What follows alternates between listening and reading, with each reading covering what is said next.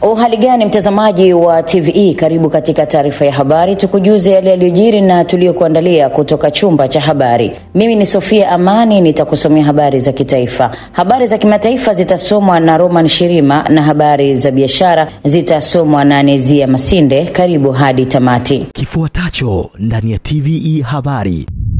Wagombea wa urais wa Tanzania waendelea kumwaga sera zao kwa wananchi katika mikoa mbalimbali nchini. Dr. Samia atua jijini Dar es Salaam. Katika biashara, chuo kikuu cha Dar es Salaam chaimarisha ubora wa elimu kuchochea mageuzi ya kiuchumi na kijamii. Na katika habari za kimataifa, rais wa zamani wa Ufaransa Sarkozy aanza kifungo jela. Karibu mtazamaji wa TVE, na moja kwa moja tunaanza na taarifa inayoeleza kuwa mgombea wa nafasi ya rais wa Jamhuri ya Muungano wa Tanzania kupitia Chama cha Mapinduzi CCM, Dr. Samia Suluhu Hassan ameanza kampeni zake za siku 3 jijini Dar es Salaam, ambapo leo amezungumza na wakazi wa wilaya ya Kinondoni akibainisha namna serikali ilivyowekeza katika miradi ya ujenzi wa masoko mbalimbali na kuwawezesha wananchi kiuchumi, huku akiwaahidi wafanyabiashara wakawe kuwajengea soko la kisasa. Mwanahabari wetu Josephine Kaponya ameandaa taarifa zaidi ambayo inasomwa na Goodluck Msola. Dr. Samia Suluhu Hassan akizungumza kwenye viwanja vya Leaders Club Kinondoni jijini Dar es Salaam katika mkutano wa hadhara wa kampeni za uchaguzi mkuu wa Oktoba 29, 2025, amesema mbali na masoko, serikali pia itahakikisha kwamba migogoro ya ardhi inatatuliwa na kurasimisha maeneo ya makazi na kuwawezesha wananchi kupata makazi bora kupitia shirika la nyumba nchini NHC, huku akihakikishia wananchi usalama kwa kuwa hakutakuwa na maandamano wala tishio lolote la kiusalama. Tumeshusha huduma za afya kuanzia ngazi ya zahanati, vituo vya afya, hospitali za halmashauri mpaka hospitali za mkoa, ambazo ni hospitali za rufaa ndani ya mkoa, lakini kuna za rufaa kitaifa zipo Dar es Salaam. Tukiangalia huduma ya maji, Waziri Aweso amesema vizuri hapa. Maji tulikotoka Dar es Salaam na hali ilivyo sasa, nataka nikiri kwamba bado hatujamaliza yote. Kwa upande wake, mgombea ubunge wa jimbo la Ubungo jijini Dar es Salaam kupitia Chama cha Mapinduzi CCM, Profesa Kitila Mkumbo na Angela Kairuki ambaye ni mgombea ubunge wa jimbo la Kibamba wameahidi kuendeleza kasi ya ujenzi wa barabara zaidi ili kuimarisha huduma za usafiri na uchumi kwa wananchi wa Ubungo. La kwanza, ninaomba sana kwa heshima na taadhima msukumo wako ili mradi wa DMDP awamu ya pili unahusisha barabara 3 za Mirini ya 3, Mringo na Suka Golani uruhusiwe uweze kuanza. Mradi huu tayari upo kwenye ilani, wenzetu wa DMDP wanaufahamu, wakati wote utaanza, lakini msukumo wako utatupeleka mbali zaidi. La pili, tunaomba sana msukumo wako juu ya barabara ambayo nimeitaja, ambaye mkandarasi yupo site, tulimlipa Disemba shilingi bilioni 3.6, sasa hivi amesimama kidogo, anatudai bilioni 1.5. Tunaomba msukumo wako, ikipatikana bilioni 1.5 arudi site ili watu wa Kimara waweze kupona. Hapo vipi? Upande wa TARURA zimewekezwa zaidi ya shilingi bilioni 19.4 kwa ajili ya barabara yenye urefu wa kilomita 12.19. CCM oye! CCM oye! Lakini mheshimiwa mgombea urais, kwa upande wa mikopo ya 10% tumeshuhudia uwekezaji wa shilingi bilioni 1.7. Nani kama Dr. Samia? Naye mgombea ubunge jimbo la Ilamba Dr. Mwigulu Nchemba pamoja na mgombea ubunge jimbo la Pangani Juma Awesu wameeleza namna ambavyo serikali imetekeleza miradi mbalimbali ya maendeleo kwa kuzingatia na kulinda mali za umma. Dr. Samia ameendelea na mikutano yake ya kampeni ya urais, ambapo siku ya Oktoba 21, 2025 ameanzia katika viwanja vya Leaders Club, ambapo amenadi ilani ya Chama cha Mapinduzi. Ni kushukuru sana Goodluck Msola kwa taarifa hiyo. Makamu wa Rais wa Jamhuri ya Muungano wa Tanzania Dr. Philip Mpango amesema ushirikiano baina ya serikali na taasisi za dini ni muhimu sana kuendelea kudumishwa. Mohamed Jamal anayo taarifa zaidi. Dr. Mpango amesema hayo aliposhiriki ibada maalum ya kumwombea aliyekuwa askofu mstaafu wa kanisa la Kiinjili la Kilutheran Tanzania KKKT marehemu Dr. Steven Munga iliyofanyika Maramba, wilaya ya Mkinga, mkoani Tanga. Akizungumza na waumini baada ya ibada hiyo, makamu wa rais amewasisitiza viongozi wa dini kuendelea kuliombea taifa ili liendelee kuwa salama na lenye amani, pamoja na kuombea viongozi waweze kufanya kazi kwa mapenzi ya Mungu kwa faida ya wananchi. Aidha, makamu wa rais amewasihi wananchi kushiriki katika uchaguzi mkuu utakaofanyika mwishoni mwa mwezi wa Oktoba na kuhakikisha amani inadumishwa wakati na baada ya uchaguzi. Amesema shughuli zote za kijamii na kiuchumi ikiwemo kufanya ibada zinafanyika vyema kutokana na amani iliyopo. Ninawaombea amani nyinyi nyote. Na kwa familia ya Baba Askofu Munga, nirudie tena kusema Yesu Kristo alituahidi. Mungu wetu ni Mungu wa wajane. Mungu wetu ni Mungu wa yatima. Hata waacha kamwe.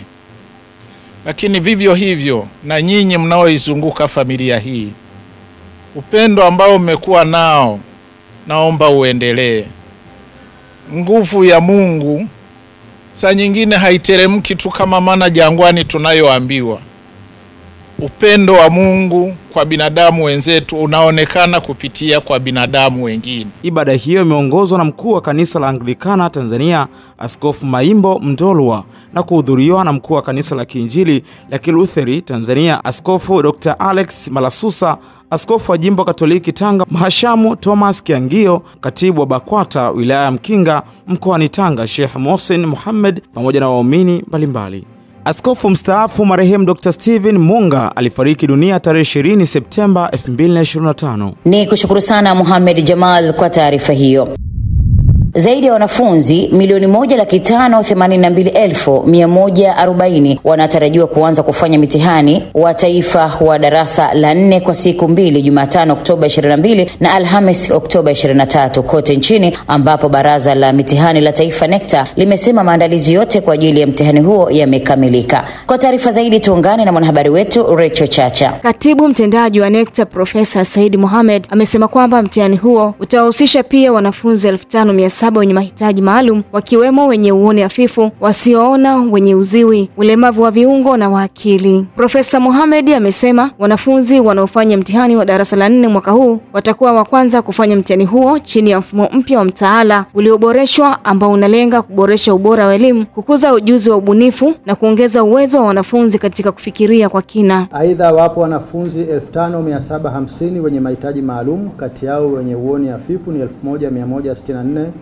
wasioona 111, wenye uziwi 1,161, wenye ulemavu wa akili 1,641 na wenye ulemavu wa viungo 1,673.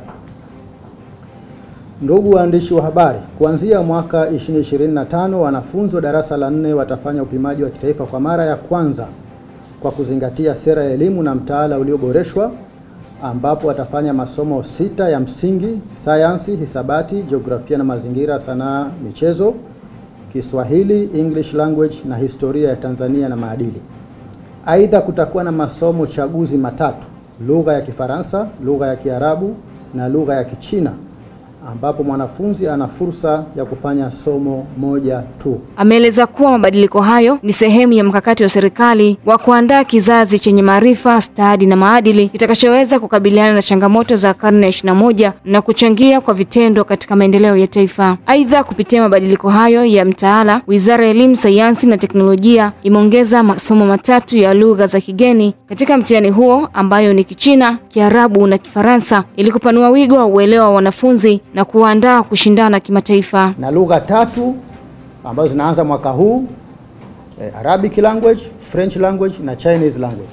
Na katika grading system sasa itakayotumika tutakavyopima ufaulu, hapo tutakuja kulisema vizuri wakati huo wa matokeo, lakini kwa haraka niseme mwongozo wa utahini na utunuku utaendelea kupima masomo 6. Kwa hivyo kama mwanafunzi amefanya masomo 6 yale ya lazima alafu amechukua lugha moja, tutaangalia masomo 6 best. Kwa hiyo jumla ya maksi katika masomo 6, total marks kwa kila somo ni 50, mara 6 itakuwa ni 300. Tutaangalia masomo 6 best, tutamgrade, tutampa alama zake kwa mujibu wa grading system ambayo inaeleza kuanzia 0 mpaka lowest marks na 50 ni highest mark. Ni kushukuru sana Recho Chacha kwa taarifa hiyo. Mgombea wa urais wa Jamhuri ya Muungano wa Tanzania kupitia tiketi ya Chama cha Ukombozi wa Umma CHAUMMA, Salum Mwalimu amesema endapo wananchi watampa ridhaa ya kuongoza nchi atahakikisha taifa linakuwa na uwezo wa kusimamia rasilimali zake ili wananchi wawe na uchumi imara. Shukuru Materu ametuandalia taarifa zaidi. Akiwa mjini Morogoro akinadi sera za chama hicho, mgombea wa urais CHAUMMA amesema maendeleo yote duniani yanatokana na usimamizi mzuri wa rasilimali zilizopo katika taifa husika. Uwezo wa taifa kusimamia rasilimali zake na kutumia rasilimali hizo kufanya kitu kinachoitwa economic and human development ndio kinachowasaidia watu na kupata duniani kitu kinachoitwa maendeleo. Narudia tena ndugu zangu, uchumi duniani unatokana na rasilimali. Rasilimali ndio imezaa kitu kinachoitwa uchumi. Na utajiri na maendeleo ya nchi yoyote ni uwezo wa hilo nchi au wa hilo taifa kusimamia rasilimali zilizojaliwa na Mwenyezi Mungu kuleta mabadiliko ya kiuchumi na kuleta maendeleo ya watu wake. Period. Hakuna uchawi. Unapoiona leo Marekani ni tajiri, ilitumia falsafa hiyo hiyo. Nao baadhi ya wakazi wa mkoa wa Morogoro wameomba uboreshaji wa taasisi za mikopo ili waondokane na mikopo isiyokuwa rasmi. Mikopo ya kausha damu inatukausha, lakini sasa tutafanyaje? Tuendelee hivyo hivyo na mikopo ya kausha damu kwa sababu hatuna jinsi. Wamama saizi kama mnavyotuona, sisi wenyewe ndo kila kitu, wa baba ndo sisi, wa mama ndo sisi. Kwa hiyo hatuna tena budi ya kusemaje, ila tunaomba tu msaada kwa hilo sana. Mbinu bora, utawala uliokuwa wa usawa, boresha mitaji wafanya biashara wadogo. Shukuru Materu, TVE Morogoro. Ni kushukuru sana Shukuru Materu kwa taarifa hiyo. Mtazamaji, tunarejea tena jijini Dar es Salaam ambapo utafiti uliofanywa na shirika la vijana na wanawake TAFEYOKO katika mikoa ya Dar es Salaam na Pwani kuhusu mwenendo wa kampeni za kisiasa unaonesha kuwa 97% ya wananchi wanafuatilia mwenendo wa kampeni za kisiasa kwa njia mbalimbali, ikiwemo kuhudhuria mikutano ya kampeni kupitia vyombo vya habari na mitandao ya kijamii, huku 80% ikionesha kuvutiwa na sera zitakazotolewa na mgombea na sera zinazotolewa na mgombea urais wa Chama cha Mapinduzi CCM. Mrisho Mapeyo ametuandalia taarifa zaidi. Takwimu hizi ni kwa mujibu wa shirika la vijana na wanawake TAFEYOKO ambalo ni moja ya mashirika yalopata ridhaa ya kuwa waangalizi wa uchaguzi mkuu mwaka 2025. Akizungumza na waandishi wa habari jijini Dar es Salaam wakati akitoa ripoti ya utafiti huo uliohusisha wagombea wa nafasi ya urais, mkurugenzi mtendaji wa shirika hilo Elvis John Makumbo amesema katika utafiti huo shirika limewafikia wananchi na kuwahoji jumla ya maswali 6 ikiwemo ushiriki wao kwenye kampeni na sera za wagombea zinazowavutia. 75% ya watu walijibu wanahudhuria, lakini 15% hawahudhurii. Swali la 3 tuliwauliza sera za chama gani zinakuvutia. Katika swali hili 80% ya watu ambao tumewahoji wanavutiwa na sera za Chama cha Mapinduzi CCM, 80%. Lakini 7% wakasema wanavutiwa na sera za chama cha CHAUMMA, 7% nyingine wakasema sera za CUF, 3% wakasema wanavutiwa na sera za NCCR, na 3% nyingine wakasema wanavutiwa na sera za NRA. Swali la 5 tuliwauliza mikutano ya vyama gani unahudhuria. Katika hili swali watu 85% walisema wanahudhuria kwenye mikutano ya Chama cha Mapinduzi. Aidha, Makumbo amesema kuwa kupitia utafiti huo wananchi wametoa ushauri kwa rais atakayeshinda kinyang'anyiro hicho kujumuisha vyama vya upinzani anapounda serikali, lakini pia wameshauri iundwe kamati ya maridhiano itakayohusisha wanasiasa, wazee na viongozi wa dini ili kuleta umoja wa kitaifa na kuendelezwa kwa mchakato wa katiba mpya. Sanjari na hayo, wananchi waliohojiwa katika utafiti huo wameshauri wanasiasa walio magerezani kwa sababu za kisiasa waachiwe huru kwa msamaha wa rais. 1, watamshauri rais ajaye kuwaingiza wapinzani kwenye serikali yake. Yaani walichosema kwamba wao wanavyoona kutokana na uchaguzi unavyokwenda, kampeni zinavyokwenda, wao kama wa Tanzania wameshauri katika rais ajaye baada ya uchaguzi wa mwaka huu, basi katika baraza lake la mawaziri au katika serikali yake katika nafasi mbalimbali awaingize pia wanachama ama wananchi wengine kutoka vyama vingine, isiwe tu anaunda serikali kwa chama chake hicho kilichoshinda. Labda tuchukulie NCCR ndio ameshinda au Chauma wameshinda. Kwa hiyo yule rais ambaye anatoka kwenye chama cha Chauma, basi katika kuunda serikali yake ajaribu kuchukua baadhi ya watu kutoka vyama vingine kuingia ndani ya serikali yake. Ushauri wa pili wakasema kuundwe kamati ya maridhiano ya kuwaleta Watanzania wote pamoja, walioko nchini na wale walioko nje ya nchi. Kwa upande wao, wanachama na watumishi wa shirika hilo walioshiriki zoezi la utafiti wameishauri jamii kujiepusha na fikra za kutaka kuleta vurugu na kuharibu amani ya nchi, badala yake wajitokeze kupiga kura. Wewe unasema unataka kuandamana, kuna kitu gani kinachokufanya ukaandamane? Mwingine hana hata sababu, anasema basi tu tukaandamane, tuungane na wenzetu ambao wametuambia tukaandamane. Yaani ukiangalia kila mmoja hana sababu ya kuandamana, lakini tu ameshawishiwa. Sasa ninachokisema ni kwamba wewe unayeshawishiwa, ukienda ukaandamana ukutana na matatizo, naye atakayeathirika.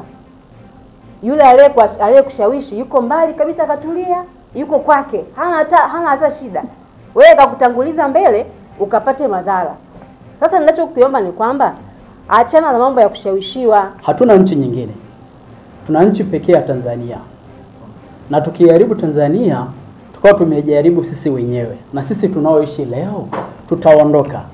Na tukiondoka tukio tumeharibu nchi yetu, hata watoto wanaokuja baadaye watatucheka sana na watatuona ni watu wa ajabu.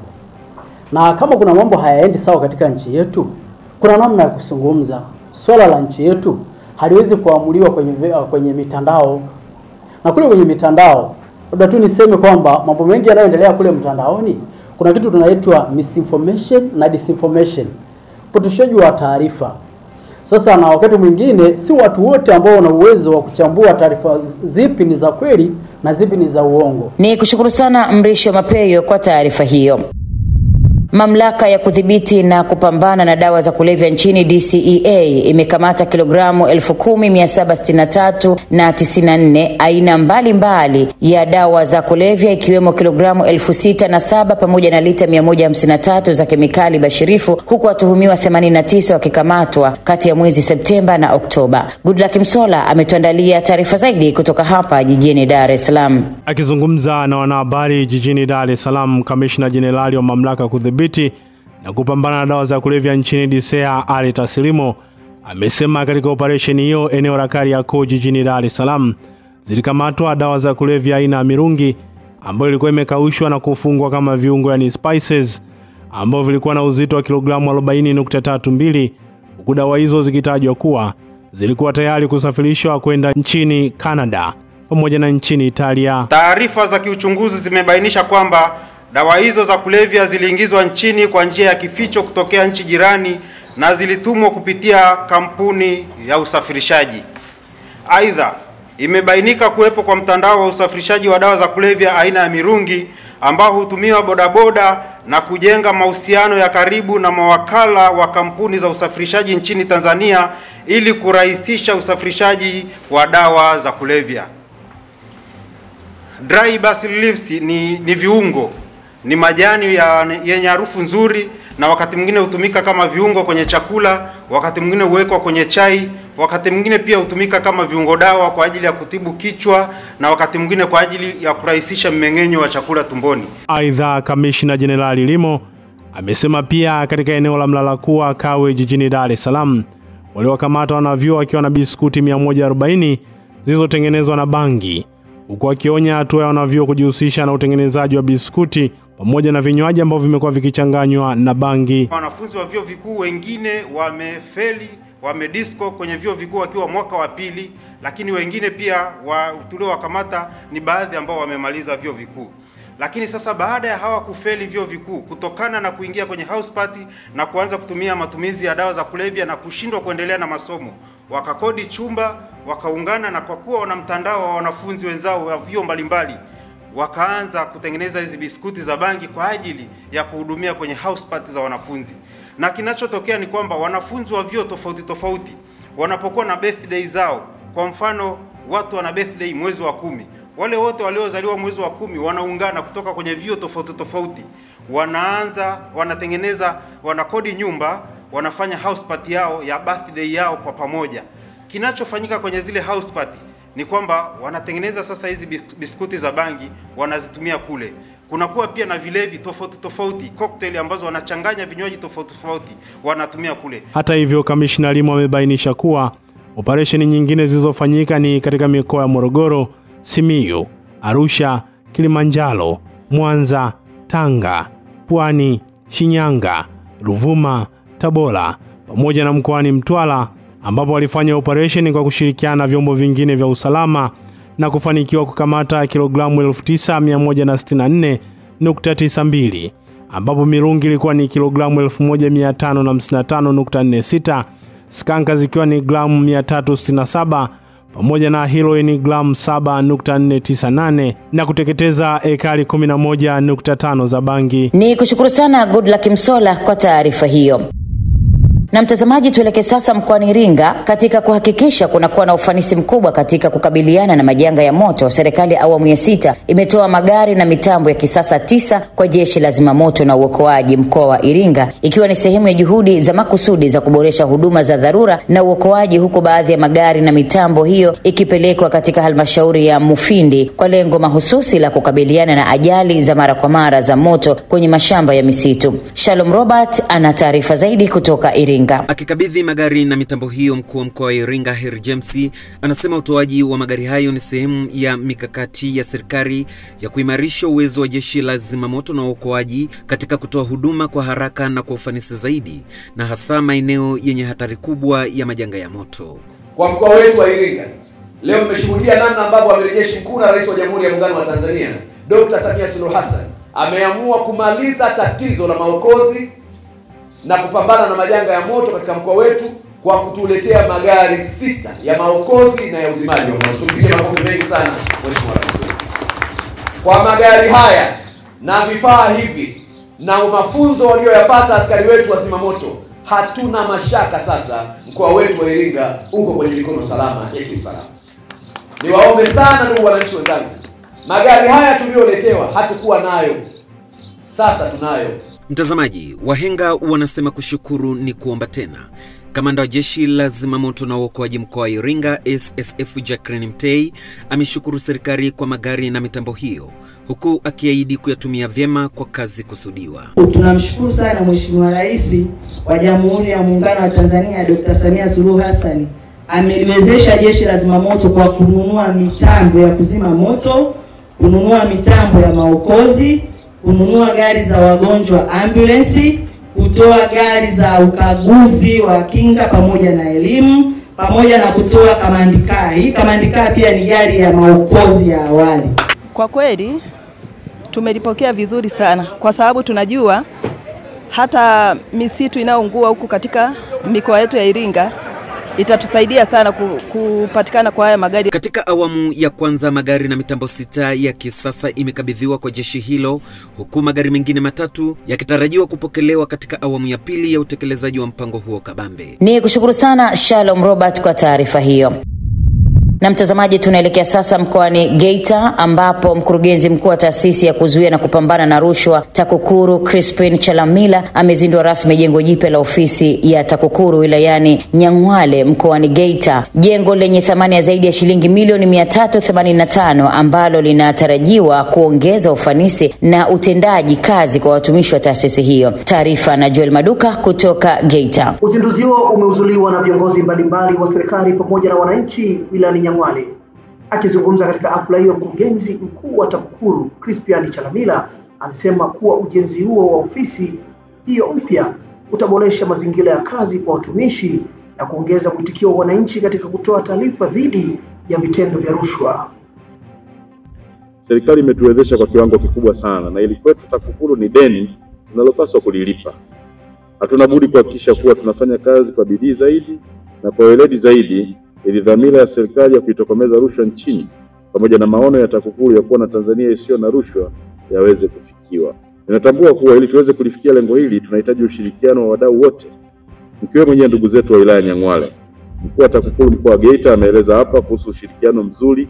Kwa upande wake, mkuu wa TAKUKURU mkoa wa Geita James Ruge amesema taasisi hiyo imeendelea kuwafikia wananchi kwa kutoa elimu ya mapambano dhidi ya rushwa katika maeneo mbalimbali ya mkoa huu. Aidha, mkurugenzi wa miliki wa TAKUKURU Dr. Emmanuel Kiyoba ameahidi kuwa taasisi hiyo itahakikisha jengo hilo linatunzwa pamoja na mali zilizomo ndani yake.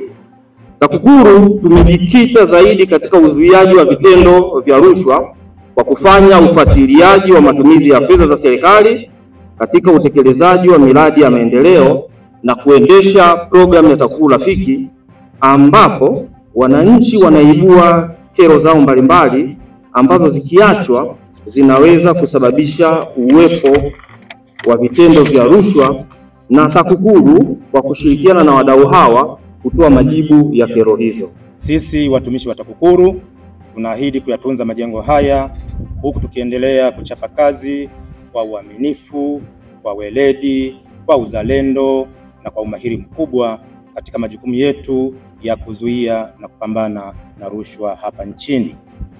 Nao baadhi ya wananchi wa wilaya ya Nyang'hwale wameshukuru serikali kwa kusogeza karibu huduma za TAKUKURU, wakisema hatua hiyo itarahisisha utoaji wa taarifa za vitendo vya rushwa katika maeneo yao. Nipende kumshukuru Dr. Samia Suluhu Hassan, Rais wa Jamhuri ya Muungano wa Tanzania, kutuwezesha sisi wananchi kutuletea huduma za karibu kwetu.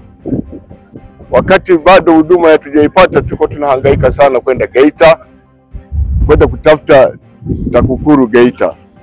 Lakini kwa huruma ya Mama Samia Suluhu Hassan akatuletea huduma hii hapa kwetu Nyang'hwale. Kwa ofisi hii au kuzinduliwa kwa ofisi hii ya TAKUKURU wilaya Nyang'hwale inatusaidia sisi wana wilaya Nyang'hwale kukaa imara na kujifunza mambo mengi, kama wanavyotukataza TAKUKURU tusipende sana rushwa. Ya TAKUKURU wilaya Nyang'hwale ilianzishwa mwaka 2019 na mwezi Septemba 2025 ilihamia rasmi katika jengo jipya ambalo limezinduliwa leo. Ni kushukuru sana Joel Maduka kwa taarifa hiyo.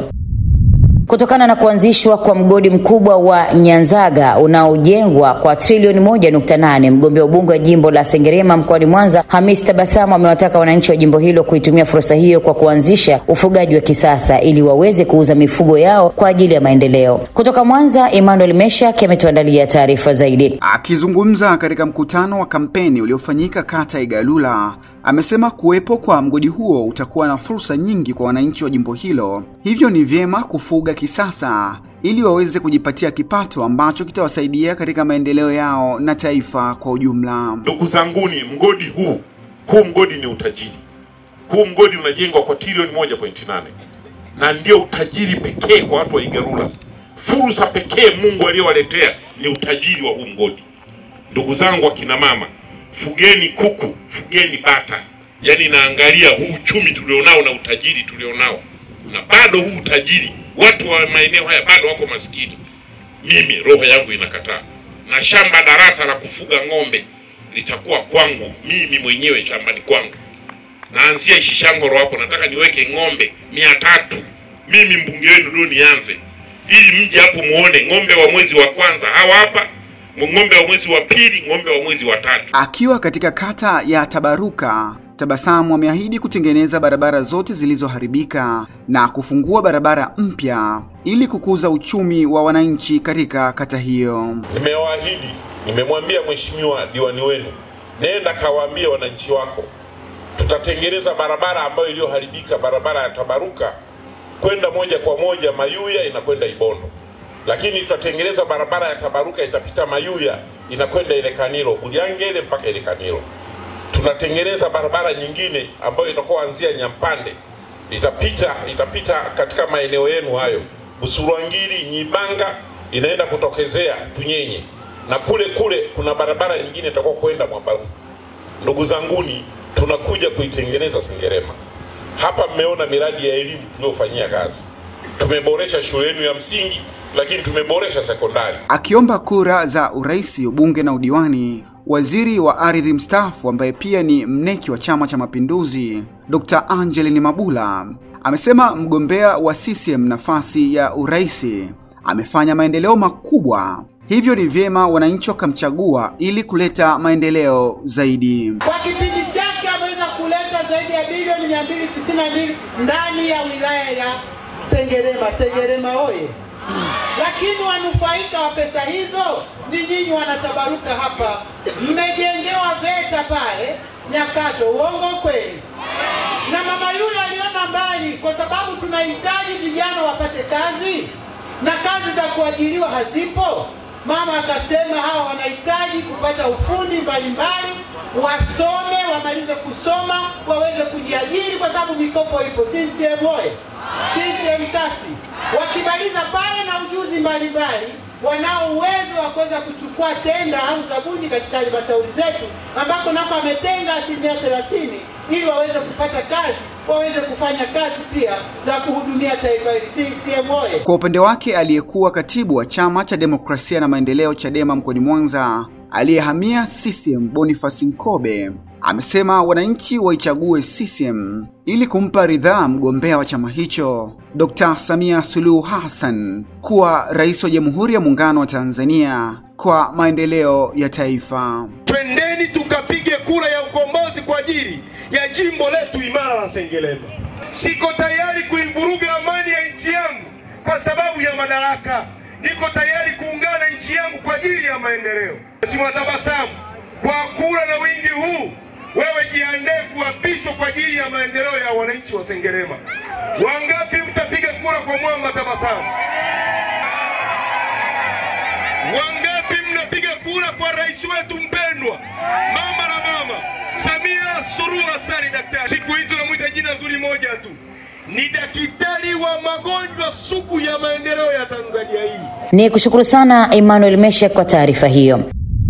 Na mtazamaji wa TVE, tunarejea tena jijini Dar es Salaam ambapo Chama cha Mapinduzi mkoa wa Dar es Salaam kimewataka viongozi watakaopewa dhamana ya kuongoza dola katika uchaguzi mkuu wa Oktoba 29 mwaka huu kwenda kutatua kero za wananchi kwa kusimamia utekelezaji wa ilani ya Chama cha Mapinduzi ili kufikia malengo ya kuwainua wananchi kiuchumi. Goodluck Msola ametuandalia taarifa zaidi. Akizungumza katika hitimisho la kampeni za wagombea wa nafasi ya udiwani katika kata ya Wazo jijini Dar es Salaam, Katibu wa itikadi na uenezi wa Chama cha Mapinduzi mkoa wa Dar es Salaam Ali Bananga amesisitiza kuwa chama hicho hakitosita kuchukua hatua kwa viongozi ambao watakiuka misingi na kushindwa kutekeleza ilani ya Chama cha Mapinduzi pamoja na kushindwa kutatua kero za wananchi. Chama kinatoa maelekezo. Mheshimiwa Waziri, na nikuombe kutumia hadhara hii,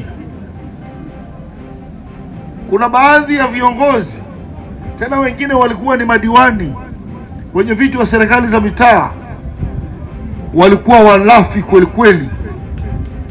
Fedha za 10% watu waligeuza mitaji yao.